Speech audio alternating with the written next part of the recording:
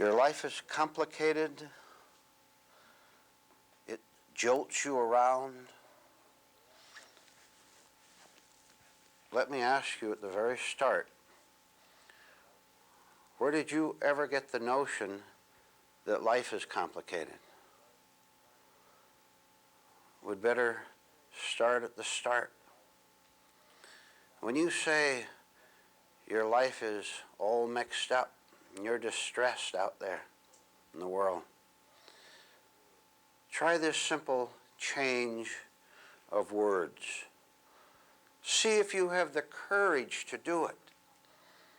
See if you have the wisdom to do it. Life is not complicated. You are, and you know it. What an astonishing change has already happened. You've put your attention where it belongs. What do you mean life is complicated? You have troubles out there with the boss and with your family. You have never had a problem, a difficulty, a chaos in your life except it happened to you. How many people want to hear that they are the confusion? That this man or this woman is the whole, total, complete difficulty. Yes, you, right now. Isn't that a nice thing to know? Look what you have saved yourself from doing wrongly and unnecessarily. You've saved yourself from fighting the entire world. It's no match, is it? You against everything out there. All those events, all those confusing people out there. Look, you don't have to fight them anymore. What you have to do is find out why you're fighting. And that might become a little clearer to you as we go on here now. Look how easily the whole problem could be understood. Follow this. You can say as a general rule that there are two kinds of people in the world. Those whom I've just described, those who are fighting something outwardly. Those who are battling the conditions out there, all involved in politics and involved with social schemes and involved with what you want to grab. People who are fighting something outward. Now slow down. I'm talking about you. I'm going to talk about that man out there, that woman. I'm talking about you being a certain type of human being who is fighting the world, whose attention is outward,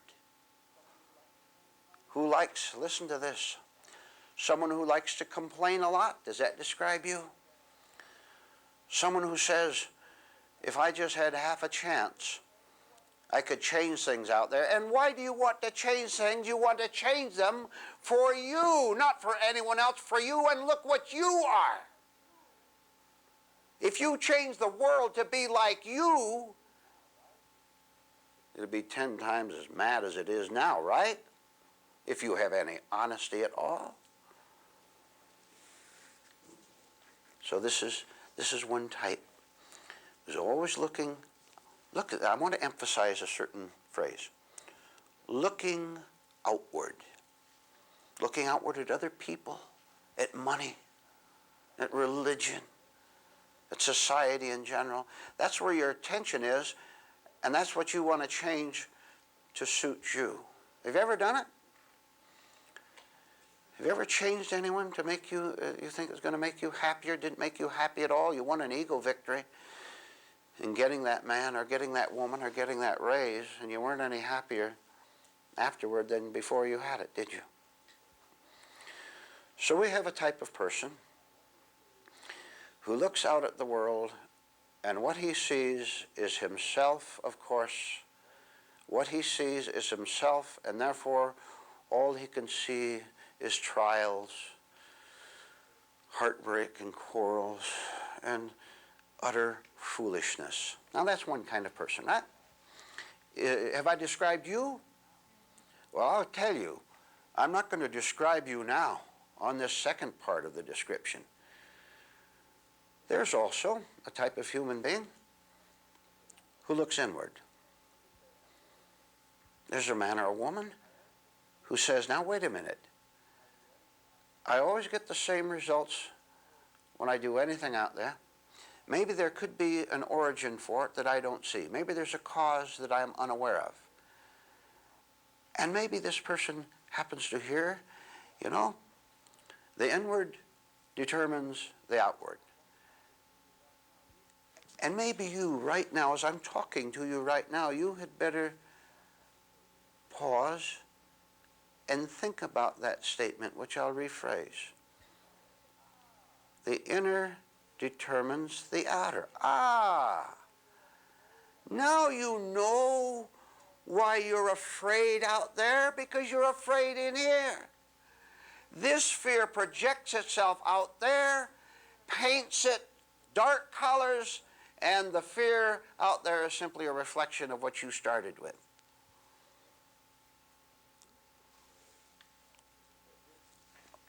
You suppose that this anguish and anxiety that you have inside of you, which you have never studied, by the way, do you suppose when that goes out into the world, into society, that that can make anything bright, better for you? Look, it's very simple. This is very logical scientifically. If something dark and wrong in you is projected out into the world, a desire that you have, a greed that you have, isn't that darkness going to, the darkness that's inside, going to be darkness outside also? Of course it is. What makes you think it's going to change its nature by going out there? So we have a few people who begin to understand these principles, who study themselves, and indeed they see that there is only one cause for his unhappiness, which is himself. No one else. You had better, all of you, stop wasting your time looking out there. It's an excuse. It's an evasion. It is cowardice.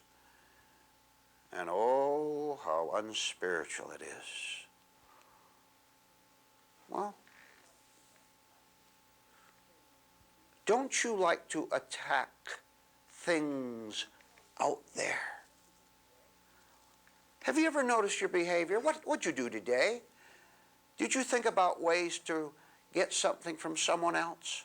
Maybe to make a cutting remark to them, get them into trouble in some way, to be hypocritical toward them? That's called sickness. That's called being spiritually asleep. It's called being a very unpleasant kind of human being. And all your imaginations and fantasies aren't going to change anything inside of you. You're not going to make yourself feeling good by having a good image. You're not going to get away your guilt and your shame if you're still capable of it. You're not going to get away from that by painting your picture, the pictures of yourself white and saying that you're all right and bright. It won't work. Doesn't your inner world feel wrong? You're not going to get out of it. Doesn't your inner world feel wrong right now? It does. You're confused. You want quick answers. You want someone to tell you what to do, and most of all, you want to look outward at the world so you won't have any responsibility, any right responsibility, any right self-reliance to look inside and see what a terrible problem you are to yourself. Now, if you continue this way, then you'll have to continue to live very, very nervously It's going to hurt everything about you. Might as well sum it up. It's going to wreck your whole life. Oh, wait just a minute. I want to make a correction on what I just said. It's not going to wreck your whole life. It is wrecking your whole life. You glance around, looking for someone to help you, someone to approve you, someone to be nice to you. And look how you treat yourself. And you don't even have sense enough to see it.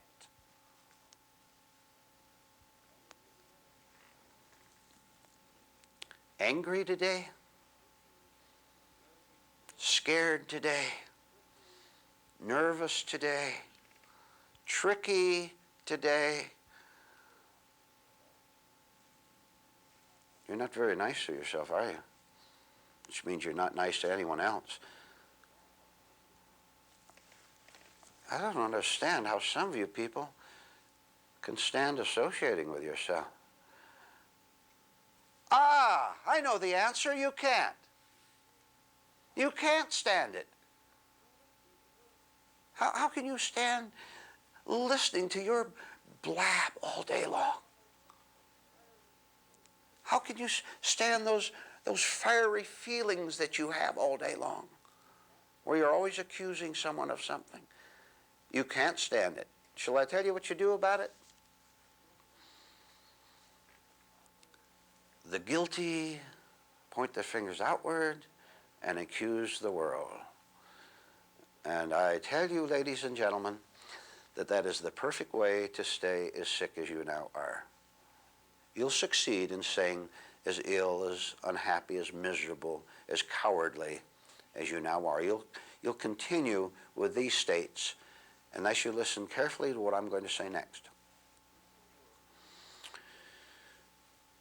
If you were to study your mind, your emotions, your whole self, if you were to go to the very heart of the whole inner structure, you would eventually, on your path to self-understanding, you would find that you'd have to do something that your whole system rebels against doing. And incidentally, when most people, if they ever reach this point, they turn away and go back to associating with the world and wrecking it, and wrecking themselves in the process. I'm going to give you an illustrative story to tell you what we're talking about in detail. Imagine a man who's call him a natural doctor. He's an expert in herbs and berries and leaves and roots. And he lives out in the woods somewhere. And he knows all about these healing herbs and roots. You get a certain leaf and boil it and drink it. It'll take care of your health. You know about those things a little bit. So he lives out there, and he has a reputation for understanding all about these health healing roots. And people hear about him. They come out to his little cabin out in the woods and hills there, and they say, "Sir, we're sick. Can you help us to find the necessary roots to cure us?" He says, "Sure." And he says, "You really mean it? Are you kidding me?" And of course they all say, "Of course we mean it. We really want to get rid of our pains." So he says, "All right, I'll tell you what. Here's a little page that gives complete instructions. This is a vast forest around here. Woods and trees and streams. And somewhere among these is all the herbs that you need to become whole. Now, you have to do the work," he's telling them. "You have to do the searching. You have to do the digging. You have to do the climbing. And you have to do it all alone. Only one person can go out all by themselves. That's the rule, and there's a reason for it. Because if I send two or more, they'll be blabbing to each other, or they'll fight with each other, right? Get two people together and you have a fight already, right? Automatic." So they said, "Fine, thank you." And they followed the instructions, and they went out one at a time, different directions, and began to search, as he said, where to find them. You find plant with purple flowers, the roots of that is what you need to make you whole, and so on. So they went out and searched, and a little later, a couple hours later, they started to drift back one at a time. And they were filled with complaints and frustrations and angers, and they said, we didn't find a single root or leaf or herb that you said we would find. And they began to blame the natural doctor, began to get angry at him. Isn't that typical of people? Ask for help, and when it doesn't come because of their own stupidity, they blame the doctor. So he said, try again. And they said, all right, we'll try again. They went out, the same result. They all came back discouraged and bitter that they weren't healed, and especially because they couldn't find the healing roots. So he sighed, as he has been doing for hundreds of years, this man being a representative of truth, symbol of truth. So he sighed and he said, okay, please assemble in front, and I'll tell you something that I am now able to tell you, because you've made certain efforts and they've failed. I want to tell you something. So they sat down, and he stood up and he talked to them, and he said, you know, ladies and gentlemen, you don't want to become well at all. Did you put your energy into following the instructions I gave you, or did you want to quarrel? Did you prefer to fight? Did you prefer to wander around doing what fancy dictated instead of following the instructions, which if you had done, you could have found the roots and the herbs and you would have been healed? And then he added this, and you had better listen to me. He told them, you don't want to be without your sickness. Your illness is one of the most valuable commodities you have. You're kidding yourself. You're not kidding me. I've seen you 10,000 times. You don't want to get well. You want the sickness of complaint, of feeling frustrated. You want the sickness of pretending that you know what you're doing out there. You don't know what you're doing out there any more than you people, and I'm talking to you now, any more than you know what you're doing out there in that life. You could know if you listen. So he made it quite clear to them that they didn't want to get well at all. They just wanted to play around. Oh yes, they just wanted to lie. See, truth, the healing doctor has a great advantage, to put it mildly, over people who come and say they want to get well but don't. Do you know what his advantage is? He knows that the truth exists. He's taken those roots and herbs and he's become whole by them. He's become whole by the truth. So when people come up and tell him lies like little children, he sees through them. He knows why they're doing that, which is why he emphasizes, and truth itself emphasizes to you, why don't you see that you're kidding yourself? Why don't you see you come to a class and you pretend you want to learn, you want to grow, you want to heal yourself? Why don't you see the deep, final meaning of self-deception? Why don't you see that so that you can become well? I told you, one of the great terrors of any human being who even goes a short distance into inner investigation, one of the great terrors of that man or woman is that he'll have to give up. He'll have to give up his sickness. Now let me ask you a question. What would your life be like if you had to give up all your problems? Let's go real slow, huh? What would your day be like if you didn't have any difficulties, any frustrations, any strain, no crises? I'm asking you a question. If you gave up your difficulties and your complaints and your snarlings, if you simply drop them, what then would your day be like? Well, start like this. It would be unlike today. And I'm talking about the day that you experienced right today, whatever day of the week it is to you. It would be unlike that, right? Now, you had a very peculiar, strange, weird enjoyment of today, because it was so loaded with you. And what a contradiction, what a paradox. That at the same time you enjoyed your sickness today, it hurt pretty bad, isn't it? Isn't that strange? Look at it. A day of pleasure wrapped around you and your egotism, a day of pleasure that is making you sick. Oh, making you sicker. Did you lash out at yourself today? Did you lash out in irritation, in a mental movie, at someone else today?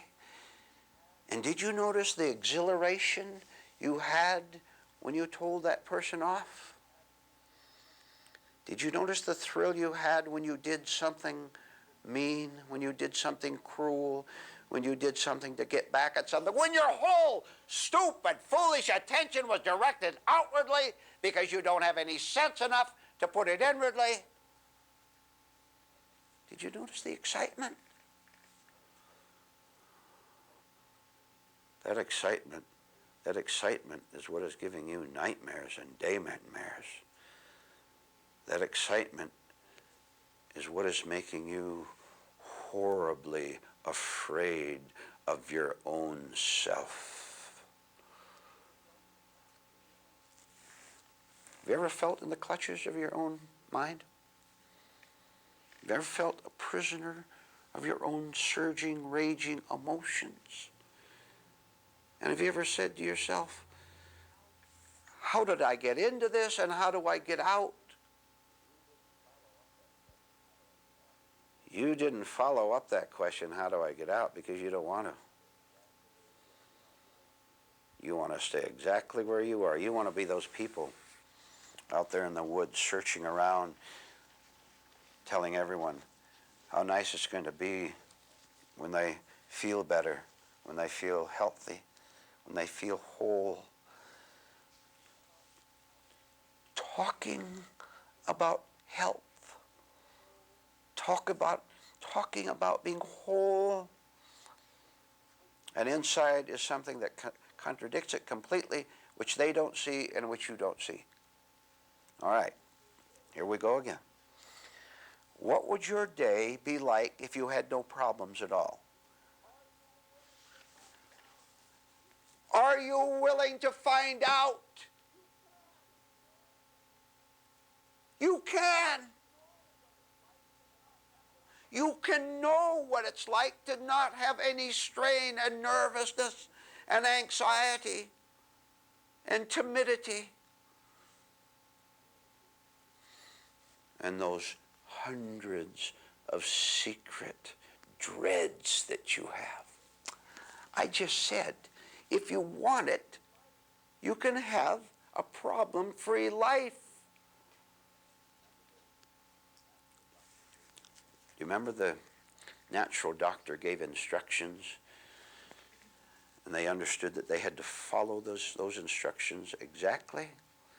Follow the instructions exactly, so that your old nature, your vanity doesn't creep in and pretend that it knows better than the truth. Follow the instructions exactly, and you'll know what it means to be free of yourself. Ah, there's the problem, isn't it? You don't want to be free of yourself at all.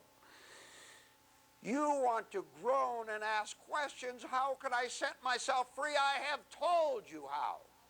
You now know how. And I'll repeat it. right now, this very second, you simply drop effortlessly, easily, drop all problems that you have. It can be done.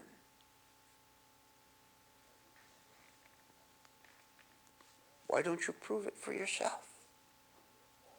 Why don't you see from your own self, not because I'm telling you, but from your own experience, that you can be a different kind of human being who doesn't go around torturing himself all day long like you now do. You can understand the cause of your ill inner health. Understand the cause. Once you understand the cause quite clearly, you'll welcome the cure completely. And at that point, the cure will work of itself. You don't have to do anything. You invited it. The invitation to it is what you must do. And it must do what it will do, which is to effect the cure.